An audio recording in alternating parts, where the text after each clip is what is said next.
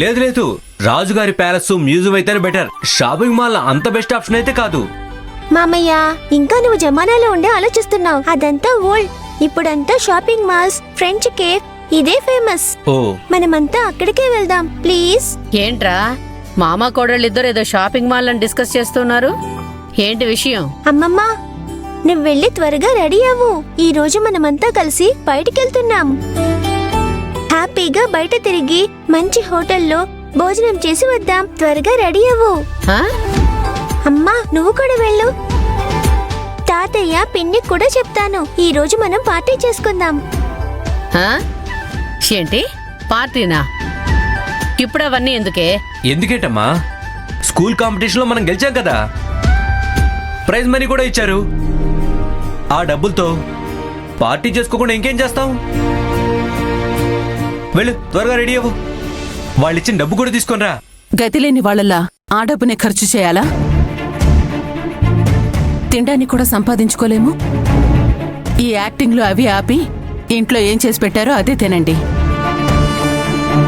Prize money అంట, prize money. కర్మ కాకపోతే జరగా.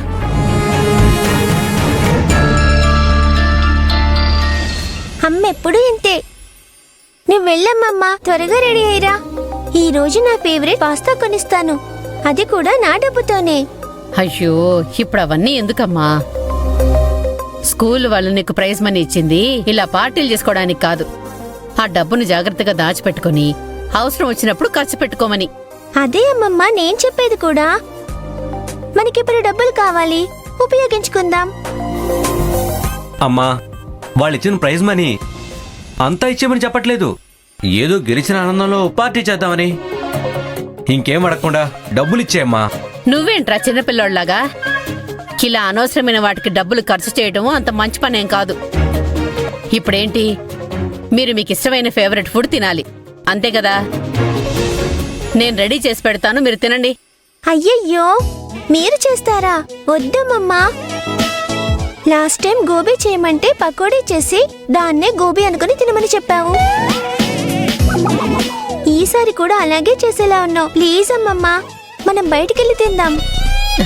చూడమ్ములు, బయటికెళ్ళి తింటాం కుదరదని చెప్పాను కదా. మీకేం కావాలో చెప్పండి, హోటల్ కన్నా బాగా చేసి పెడతాను. అది ఇలా డిస్కస్ చేసుకుంటుంటే ఎక్కడికి వెళ్ళలేం.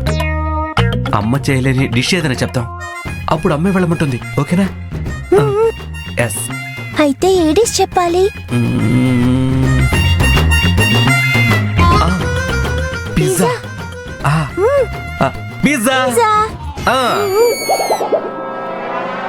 ఓకే, అరగంటలో రెడీ చేస్తాను.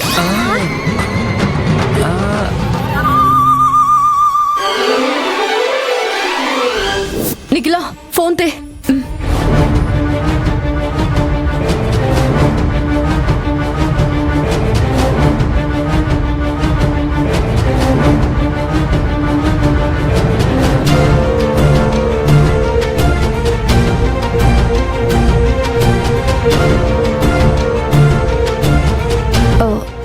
హలో సార్, నమస్తే. మా ఇంట్లో ఒక దొంగున్నాడు సార్.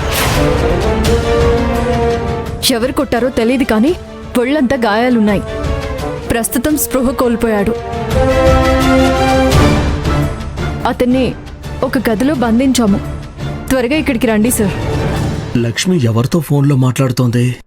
హాస్పిటల్కి అయితే కాదు. ఏం మాట్లాడుతుందో వినాలి.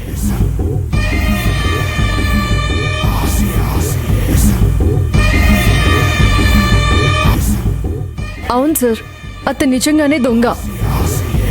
మీలాంటి పోలీసులు వచ్చి ఆ దొంగని పట్టుకొని మమ్మల్ని కాపాడుతారు అని, అతన్ని శిక్షిస్తారు అనే నమ్మకం మాకుంది సార్. పోలీసా?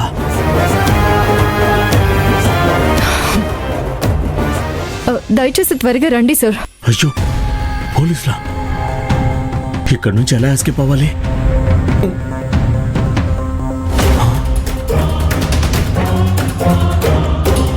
ఇక్కడి నుంచి బయటపడే మార్గం లేదే. ఇప్పుడు ఎలా?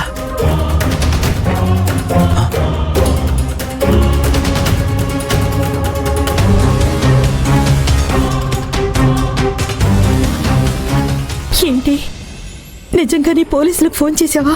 అంత మెల్లగా అడుగుతున్నావేంటమ్మా? ఏం అడగాలనుకుంటున్నావో గట్టిగా అడుగు. ఎలాగో దేవ స్పృహ కోల్పోయాడు కదా, మనం ఏం మాట్లాడినా వినపడదు.